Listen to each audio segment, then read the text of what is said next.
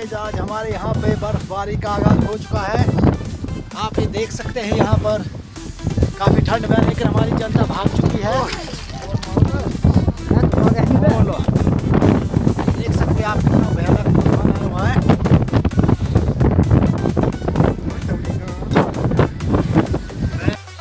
और यहाँ पर बर्फ इतनी तेज लगी कि तूफान बर्फ का इतना तेज आया कि यहाँ पर किसी को भी समाने का मौका नहीं मिला। देख सकते हैं।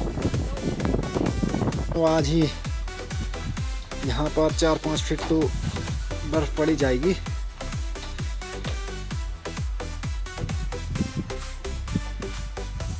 देखिए कितनी जोरदार बर्फबारी यहाँ पर आज देखने को मिल रही है।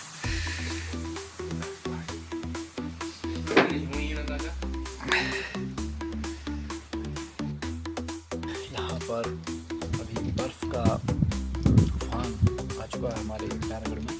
काफ़ी ज़्यादा बर्फ तो नहीं पड़ी अभी, लेकिन थोड़ी थोड़ी पड़ चुकी है।